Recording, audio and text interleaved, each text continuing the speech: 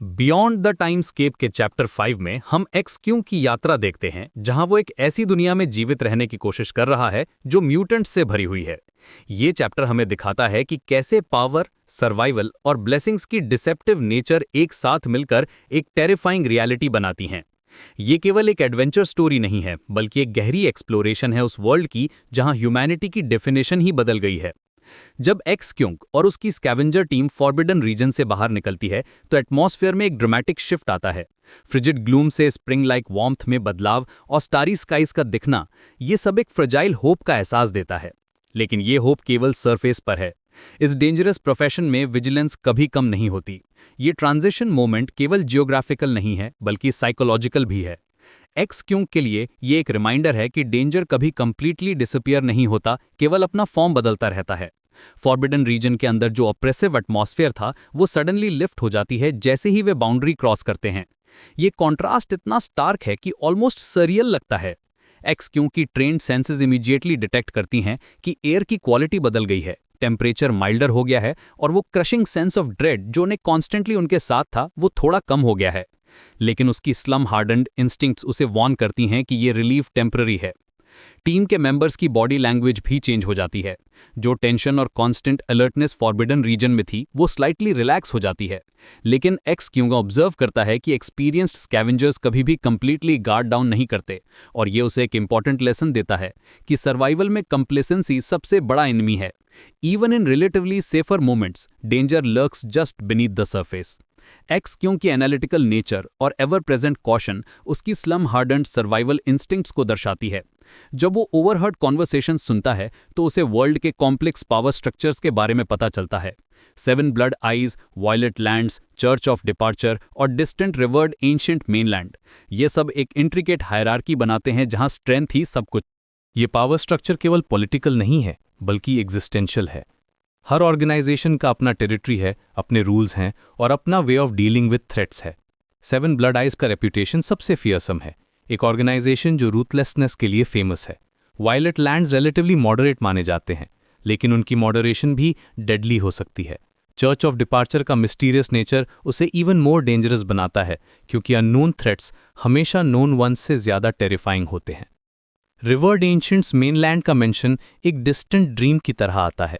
ये एक प्लेस है जहां रियल पावर रिजाइड करती है, जहां कल्टीवेशन के हाईएस्ट लेवल्स पॉसिबल हैं, लेकिन वहां पहुंचना ऑलमोस्ट इम्पॉसिबल है ऑर्डिनरी पीपल के लिए। ये ज्योग्राफिकल डिस्टेंस नहीं है जो बैरियर क्रिएट करती है, बल्कि पावर गैप है जो इनसरमाउंटेबल लगती है। इन कॉन्वर्सेशन से युक्षु किंग को रियलाइज होता है कि वो जिस वर्ल्ड में लिव कर रहा है वो केवल एक स्मॉल फ्रैगमेंट है एक much larger, more complex reality का। ये रियलाइजेशन उसमें एक मिक्सचर ऑफ ऑ और ड्रेड पैदा करती है। ऑ इसलिए कि पॉसिबिलिटीज एंडलेस लगती हैं, और ड्रेड इसलिए कि चैलेंजेस भी इक्वली एंडलेस हैं।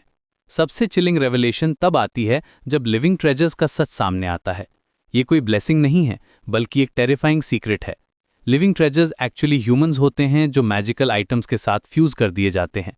वो डेडली म्यूटेंट अब्जॉर्ब करते हैं एलीट्स के लिए, लेकिन इसकी कॉस्ट उनकी अपनी रैपिड डेथ है। बॉडीज विदर रैपिडली और वो यंग एज में ही मर जाते हैं। ये रेवलेशन चैप्टर का इमोशनल और थीमैटिक कोर है। जब सार्जेंट थंडर इसके बारे में एक्सप्लेन करता है तो उसकी वॉइस में एक ग्रिम फाइनैलिटी होती है। वो बताता है कि ये प्रोसेस कैसे वर्क करता है, कैसे यंग हेल्दी ह्यूमंस को सेलेक्ट किया जाता है, कैसे उन्हें मैजिकल आर्टिफैक्ट्स के साथ सर्जिकली फ्यूज किया जाता है, और कैसे वो स्लोली लेकिन श्योरली म्यूटेंट को अब्जॉर्ब करते हुए डाई जाते हैं। ये फ्यूजन प्रोसेस इटसेल्फ हॉरिफाइंग है। इमेजिन करना कि कोई फॉरेन ऑब्जेक्ट आपके बॉडी में परमानेंटली एम्बेड हो जाए और वो कॉन्स्टेंटली टॉक्सिक सब्सटेंसेस को अब्जॉर्ब करें जो आपकी लाइफ फोर्स को ड्रेन करते रहें।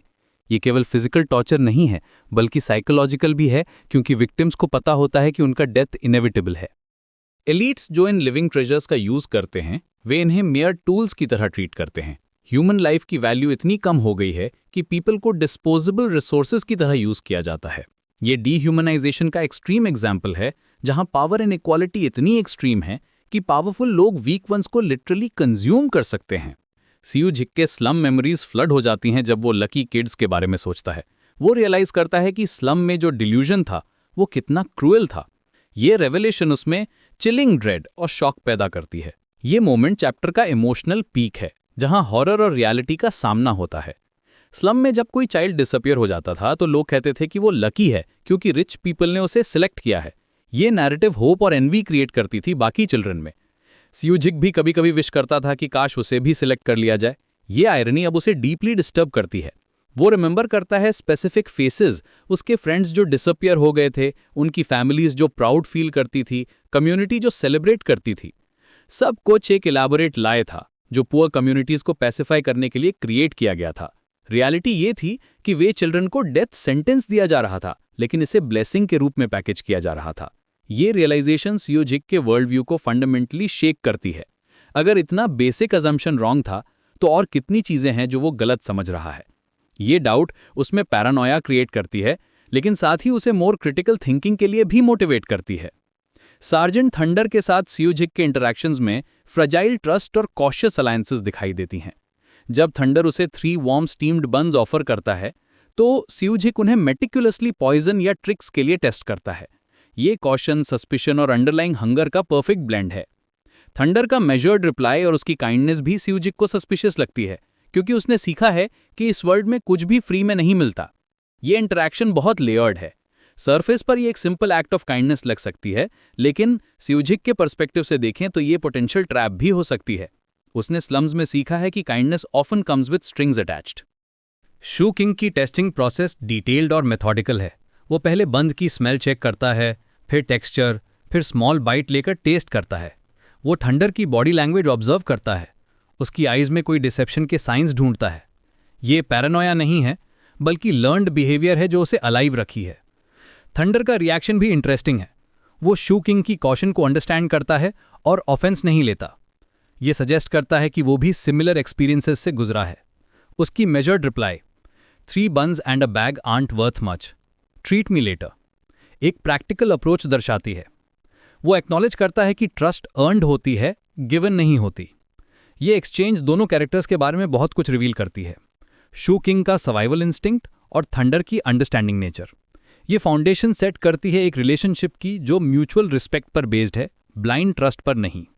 शू किंग का इंटरनल प्रेशर और अर्जेंसी तब और भी बढ़ जाता है जब उसे रियलाइज होता है कि he is already 14। Foundation establishment by age 15 तक पहुंचने का डेडलाइन उसके सामने है और टाइम मर्सिलेसली स्लिप हो रहा है। ये अर्जेंसी और एंग्जाइटी उसके कैरेक्टर डेवलपमेंट का क्रूशियल पार्ट है। ये डेडलाइन केवल आर्बिट्ररी नहीं है। कल्टिवेशन वर्ल्ड में एज 15 के बाद फाउंडेशन एस्टैब्लिशमेंट अचीव करना एक्सपोनेंशियली डिफिकल्ट हो जाता है। बॉडी की नेचुरल फ्लेक्सिबिलिटी और अडेप्टेबिलिटी डिक्रीज हो जाती है और स्पिरिचुअल पाथवेज हार्डर हो जाते हैं। ये बायोलॉजिकल रियलिटी है जो शू किंग के फ्यूचर को डायरेक्टली अफेक्ट करती है। हर पासिंग डे उसके चांसेस को रिड्यूस करता जा रहा है। ये कांस्टेंट प्रेशर उसके हर डिसीजन को इन्फ्लुएंस करता है। वो कोई भी अपॉर्चुनिटी मिस नहीं कर सकता, कोई भी रिस्क अवॉइड नहीं कर सकता अगर वो उसे गोल के क्लोजर ले जाती है। ये डेस्पिरेशन उसे बोथ डेंजरस और डिटरमिन्ड बनाती है। टाइम का ये मर्सिलेस नेचर चैप्टर के थ्रू आउट एक अंडरलाइंग टेंशन क्रिएट करती है। रीडर्स को कॉन्स्टेंटली रिमाइंड किया जाता है कि शू किंग के पास लिमिटेड टाइम है और ये स्केर्सिटी हर मोमेंट को मोर प्रेशियस बनाती है। स्कैवेंजर बेस कैंप्स के बारे में जो इन्फॉर्मेशन मिलती है वो इस वर्ल्ड की ब्रूटल रियलिटी को और भी क्लियर करती है। ये प्रॉफिटेबल हब्स हैं जो फॉरबिडन रीजन्स के नियर ऑपरेट करते हैं। यहाँ वीक प्रे ऑफ स्ट्रॉन्ग का लॉ चलता है, जो सर्वाइवल ऑफ द फिटेस्ट का एक्सट्रीम वर्जन है। ये कोई सिविलाइज सोसाइटी नहीं है, बल्कि एक जंगल है जहाँ स्ट्रेंथ ही सब कुछ डिसाइड करती है। बेस कैंप्स का बिजनेस मॉडल फैसिनेटिंग और हॉरिफाइंग दोनों है। वे फॉरबिडन रीजन्स के प्रॉक्सिमिटी को मोनेटाइज करते हैं। डेंजरस एरियाज जो नॉर्मल पीपल के लिए डेथ ट्रैप्स हैं, वे एक्सपीरियंस्ड स्कैवेंजर्स के लिए ट्रेजर ट्रोव्स हैं। लेकिन ये ट्रेजर हंटिंग नहीं है, ये सिस्टमैटिक एक्सप्लॉयटेशन है डेंजरस रिसोर्सेज की। यहाँ का लॉ सिस्टम प्रिमिटिव लेकिन इफेक्टिव है। कोई कोर्ट्स नहीं है, कोई जजेस नहीं है। अगर आप स्ट्रांग हैं तो आप राइट हैं, अगर आप वीक हैं तो आप विक्टिम हैं। ये सिंप्लिसिटी टेरिफाइंग है क्योंकि ये प्रिडिक्टेबल है, और predictable violence often most dangerous होती है। बेस कैंप्स में डिफरेंट टाइप्स के लोग आते हैं। कुछ डेस्परेट हैं, कुछ ग्रीडी हैं, कुछ सिंपली सर्वाइवल के लिए फाइट कर रहे हैं। लेकिन सभी में एक कॉमन ट्रेट है, वे सब डेंजरस हैं। Survival in such environment requires a certain level of ruthlessness जो नॉर्मल सोसाइटी में एक्सेप्टेबल नहीं होती। एक और डेडलीस्ट फॉरबिडन जोन का मेंशन आता है, जो रेयर 7 लीफ क्लोवर यील्ड करता है। ये क्लोवर कल्टीवेटर्स के म्यूटेजन पर्च पिल्स के लिए यूज होता है। इससे स्कैवेंजर्स आउटलॉस फॉर हायर बन जाते हैं उन फियरफुल कल्टीवेटर्स के लिए जो खुद इन डेंजरस जोन्स में नहीं जाना चाहते। ये डायनामिक पावर हायरार्की और एक्सप्लॉयटेशन का परफेक्ट एग्जाम्पल है। 7 लीफ क्लोवर का रेरिटी इसकी वैल्यू को एस्ट्रोनॉमिकल बनाती है। ये प्लांट केवल स्पेसिफिक कंडीशंस में ग्रो करती है, high mutagen concentration, specific soil composition और पर्टिकुलर क्लाइमेट। ये कॉम्बिनेशन इतना रेयर है कि फ्यू प्लेसेस में ही ये पॉसिबल है। कल्टीवेटर्स के लिए ये क्लोवर लाइफ सेविंग है। म्यूटेजन एक्सपोजर के साइड इफेक्ट्स को काउंटर करने के लिए वे रेगुलर पर्च पिल्स लेते हैं। Without these pills even powerful cultivators slowly succumb to mutagen poisoning. ये डिपेंडेंसी एक एंटायर इकोनॉमी क्रिएट करती है जो डेंजर और डेस्पिरेशन पर बेस्ड है। स्कैवेंजर्स का रोल इस इकोनॉमी में कॉम्प्लेक्स है। वे साइमल्टेनियसली वैल्यूएबल और एक्सपेंडेबल हैं।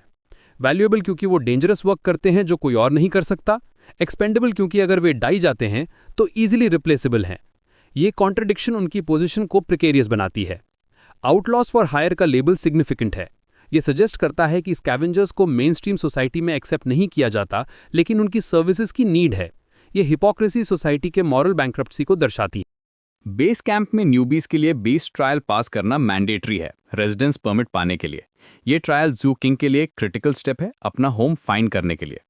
ये ट्रायल केवल एक फॉर्मेलिटी नहीं है बल्कि एक लाइफ और डेथ सिचुएशन है जो प्रूव करती है कि क्या आप इस हार्श एनवायरनमेंट में सर्वाइव कर सकते हैं या नहीं। बीस्ट ट्रायल का कॉन्सेप्ट ब्रूटल सिंप्लिसिटी में टेरिफाइंग है। आपको एक म्यूटेंट बीस्ट के अगेंस्ट फाइट करना होता है और अगर आप सर्वाइव करते हैं तो आपको रेजिडेंस परमिट मिलता है। अगर आप डाई जाते हैं तो आप बीस्ट का फूड बन जाते हैं।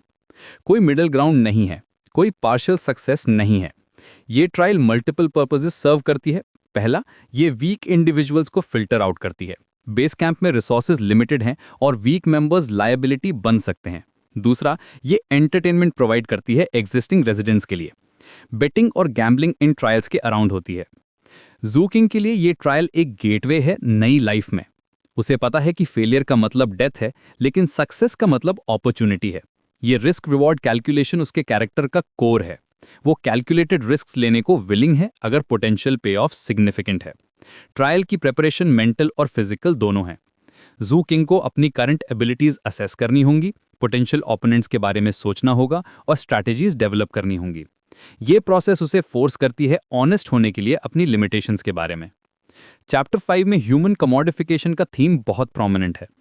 ह्यूमंस को रिसोर्सेज की तरह ट्रीट किया जाता है और म्यूटेजन की ओमनी प्रेजेंस इस वर्ल्ड को कॉन्स्टेंटली डेंजरस बनाती है। नॉर्मल ह्यूमंस के लिए म्यूटेजन लीथल है जस्ट वन डे में, लेकिन कल्टिवेटर्स इसे पावर के लिए यूज करते हैं। ये कॉन्ट्रडिक्शन इस वर्ल्ड की ट्विस्टेड नेचर को दर्शाती है। ह्यूमन कमोडिफिकेशन केवल लिविंग ट्रेजर्स तक लिमिटेड नहीं है। स्कैवेंजर्स भी एसेंशियली कमोडिटीज हैं। उन्हें हायर किया जाता है डेंजरस टास्क्स के लिए और उनकी लाइफ एक्सपेक्टेंसी डेलिबरेटली लो रखी जाती है। ये सिस्टम डिजाइन किया गया है एक्सप्लॉयटेशन के लिए। म्यूटेजन का ओमनी प्रेजेंस एक कांस्टेंट थ्रेट क्रिएट करता है। ये इनविजिबल किलर है जो स्लोली लेकिन श्योरली सभी को अफेक्ट करती है। नॉर्मल ह्यूमंस के लिए इमीडिएट डेथ सेंटेंस है, लेकिन कल्टीवेटर्स के लिए एक डबल एजेड स्वॉर्ड है। पावर सोर्स भी है और पॉइजन भी है। ये कॉन्ट्रडिक्शन वर्ल्ड की फंडामेंटल इम्बैलेंस को रिप्रेजेंट करती है। पावर और डेंजर हैंड इन हैंड चलते हैं। जो चीज आपको स्ट्रांग बनाती है वही आपको किल भी कर सकती है। ये कांस्टेंट बैलेंसिंग एक्ट सभी कैरेक्टर्स के लाइफ्स को डिफाइन करती है। साजन थंडर का कैरेक्टर इंटरेस्टिंग है क्योंकि वो काइंडनेस शो करता है, लेकिन साथ ही रियलिस्टिक भी है। वो जानता है कि एंशिएंट फॉरबिडन जोन में वो less than a week survive कर सकता है, फिर भी वो इस डेंजरस प्रोफेशन में है। ये डेस्परेशन और लिमिटेड ऑप्शंस को दर्शाता है जो इस वर्ल्ड में कॉमन है। थंडर की काइंडनेस जेन्युइन लगती है, लेकिन ये प्रैक्टिकल कंसिडरेशन से भी इन्फ्लुएंस्ड है। एक्स-यू किंग को हेल्प करना उसके लिए भी बेनिफिशियल हो सकता है फ्यूचर में। ये कैलकुलेशन काइंडनेस को लेस प्योर नहीं बनाती, बल्कि इसे मोर रियलिस्टिक बनाती है। उसकी सेल्फ अवेयरनेस इंप्रेसिव है। वो अपनी लिमिटेशंस को क्लियरली अंडरस्टैंड करता है और अकॉर्डिंगली डिसीजंस लेता है। ये विजडम एक्सपीरियंस से आती है और ये उसे वैल्यूएबल मेंटोर बनाती है एक्स-यू किंग के लिए। थंडर का प्रोफेशन चॉइस भी इंटरेस्टिंग है। डिस्पाइट नोइंग डेंजर्स वो स्कैवेंजिंग कंटिन्यू करता है। ये सजेस्ट करता है कि उसके पास बेटर ऑल्टरनेटिव्स नहीं है या फिर ये लाइफस्टाइल उसे सूट करती है। ये एम्बिग्विटी उसके कैरेक्टर को कॉम्प्लेक्स बनाती है। एक्स-यू किंग की जर्नी में ट्रांसफॉर्मेशन का एलिमेंट बहुत इंपॉर्टेंट है। वो केवल सर्वाइव नहीं कर रहा है, बल्कि कॉन्स्टेंटली अडैप्ट और इवॉल्व कर रहा है। उसकी स्लम बैकग्राउंड उसे एडवांटेज देती है क्योंकि वो ऑलरेडी हार्डन्ड है, लेकिन साथ ही ये उसे ओवरली सस्पिशियस भी बनाती है। ये ट्रांसफॉर्मेशन केवल फिजिकल नहीं है, बल्कि मेंटल और इमोशनल भी है। हर एक्सपीरियंस उसे कुछ नया सिखाती है, हर चैलेंज उसे स्ट्रॉन्गर बनाती है। ये ग्रोथ ग्रेजुअल है, लेकिन कंसिस्टेंट है। उसकी slum background double aged sword है। एक तरफ ये उसे सर्वाइवल स्किल्स देती है और उसे टफ बनाती है, दूसरी तरफ ये उसमें ट्रस्ट इश्यूज क्रिएट करती है और उसे ओवरली कॉशियस बनाती है। ये बैलेंस मेंटेन करना ऑनगोइंग चैलेंज है। सस्पिशन और ओपननेस के बीच बैलेंस फाइंड करना क्रूशियल है। Too much suspicion isolation create करती है, लेकिन too much trust vulnerability create करती है। एक्सयू किंग को ये बैलेंस लर्न करना होगा। पावर डायनामिक्स इस चैप्टर में हर लेवल पर विजिबल हैं। इंडिविजुअल लेवल पर जू किंग और थंडर के बीच, टीम लेवल पर स्कैवेंजर्स के बीच और मैक्रो लेवल पर डिफरेंट ऑर्गेनाइजेशंस के बीच। हर रिलेशनशिप में पावर इम्बैलेंस है और सर्वाइवल इसी इम्बैलेंस को नेविगेट करने में है। इंडिविजुअल रिलेशनशिप्स में भी पावर डायनामिक्स कॉम्प्लेक्स हैं। इवन फ्रेंडली इंटरेक्शंस में अंडरलाइंग कैलकुलेशंस होती हैं। काइंडनेस भी स्ट्रैटेजिक हो सकती है और हेल्प भी कंडीशनल हो सकती है। टीम डायनामिक्स कॉन्स्टेंटली शिफ्टिंग है। अलायंसेस टेम्पररी हैं और कन्वीनियंस बेस्ड हैं। ट्रस्ट लिमिटेड है और ऑलवेज कंडीशनल है। ये एनवायरनमेंट कोऑपरेशन को डिफिकल्ट बनाती है, लेकिन इम्पॉसिबल नहीं। मैक्रो लेवल पर ऑर्गेनाइजेशंस के बीच पावर स्ट्रगल ऑनगोइंग है। टेरिटरी, रिसोर्सेज और इन्फ्लुएंस के लिए कांस्टेंट कंपटीशन है। Individual characters in larger forces के पॉन्स हैं, लेकिन स्किल्ड प्लेयर्स अपनी पोजीशन इंप्रूव कर सकते हैं। स्कैवेंजर बेस कैंप का रोल जू किंग के ट्रांसफॉर्मेशन में क्रूशल है। ये एक हब है जहां डिफरेंट बैकग्राउंड्स के लोग आते हैं, लेकिन सभी का गोल सेम है, सर्वाइव करना और स्ट्रॉन्गर बनना। ये प्लेस उसे अपॉर्चुनिटीज देगा, लेकिन साथ ही न्यू चैलेंजेस। बेस कैंप एक मेल्टिंग पॉट है डिफरेंट कल्चर्स, बैकग्राउंड्स और मोटिवेशंस का।